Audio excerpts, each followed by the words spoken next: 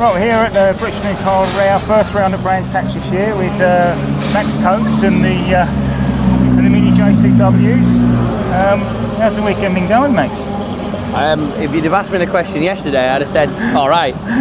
Seeing as we've just had a podium, I'd say pretty good. So I'm liking the conditions today. It's a little bit wet and greasy, and it seems to have favoured us. So it seems to have found quite a bit of pace, and the wet seems to be my flavour of the month, really. Okay. Is that because the car's softer, or? No, I just think I've got a decent amount of experience driving in the wet, and pretty comfortable with the car moving around and finding the grip wherever it's is or isn't. Yeah. So you used to do Clios before, didn't you? How much different are they? Are they a hell of a lot different, or is it? I mean, handling-wise, probably, because they're pretty difficult to set up. Starting with what's the same. Obviously, it's a front-wheel drive car. It has roughly the same weight and roughly the same power, although it's a little bit more. Yeah. The biggest difference really isn't the actual physical power, but the way it's delivered. So it's a lot quicker, a lot sharper with this than it was with the Clio. Yeah. And I'd say these are a little bit more responsive. So to anything you do with throttle or braking or steering, I think these react a little bit quicker. So probably a stiffer car as a natural build. And then the other big difference is the gearbox. So because it's quite got on it, because they were going to go Sedan to start off with. So the biggest difference is that each one uses paddles, one uses a stick. I see. So rather than changing gear like this, we change gear like this. Yeah, because Clio's a Sedan as well, weren't they? Yeah. Good box, actually, to be fair. Very good box. So the main difference this year is tyres, I would guess. Is it a different tyre? Is it a lot better on this tyre or not? A much stiffer sidewall of the tyre.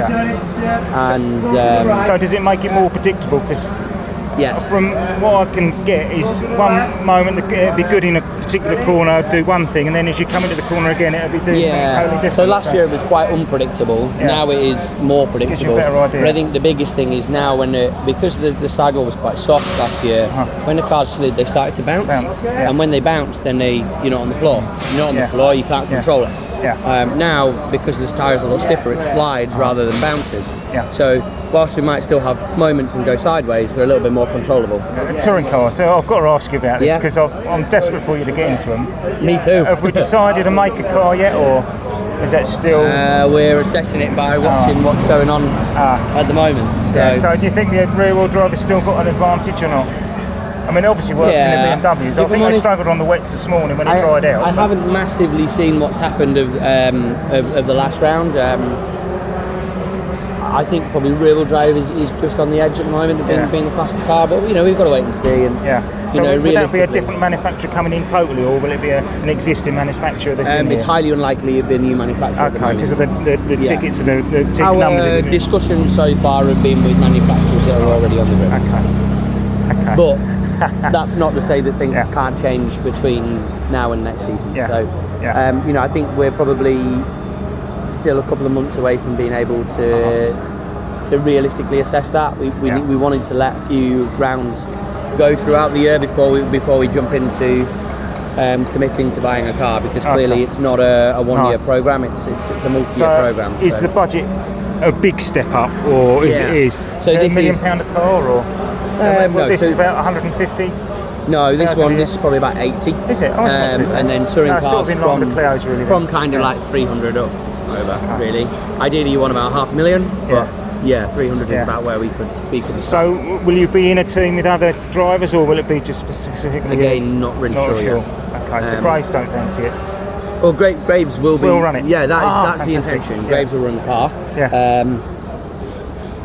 It's just what format that looks like in terms of manufacturer, how many cars. There's so many variables within that. So the one important thing to us is that the car's clearly fast.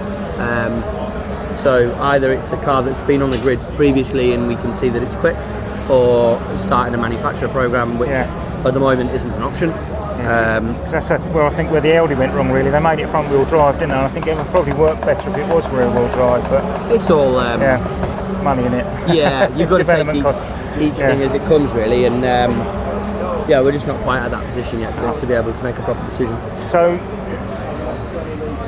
obviously you want to win the championship this year, but does it matter if you don't? Is it a crucial? There's no contractual obligation that says if we win the championship, we're doing touring cars, or if we don't, we don't. Before I can do this. I think it would be a great story to go into touring cars with, and clearly that's my plan, and I hope that 2023 going forwards that I'll be in touring cars hopefully for the rest of my time. So I've come very, very close to winning one of these championships, in, maybe not quite as close in Minis, but certainly in Clio Cup.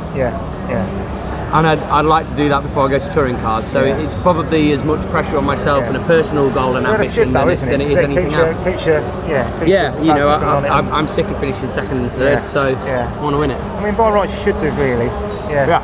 I've got a lot of experience. You've got the experience, you've got the talent. So. But that doesn't always guarantee. No. There's also a lot of guys here who have a lot of experience, are very fast. So whilst it helps me in some areas, there's other guys here who are here to challenge. Yeah. So the last race today. What are your hopes? Obviously, your hopes of winning, but. Have you got? Are you in a good position off the start to send it? Or I think so. I mean, we're in second on the grid for the last race.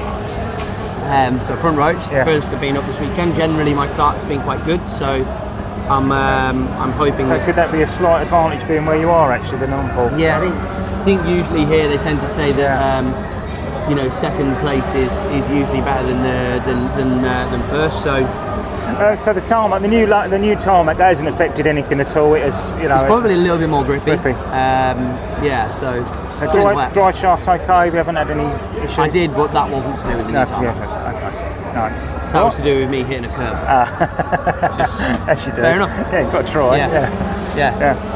Well, much appreciated, Max. No problem at all. Hope it all goes well in the last race. Thanks very much. I will message you on Instagram and you will realise who I am then. Yeah, I'll know now. Well, it'd be a pleasure to see you in the Graves team next I hope year. So. That'd be good. I'm looking forward to that. That'd be good. That'd be good. I'm sure if you are, then I'll be along to help you out. Fantastic. Brilliant. Thanks very much, everybody. And we'll see you. Thanks, Max. And cheers. Catch you later. See you in a bit.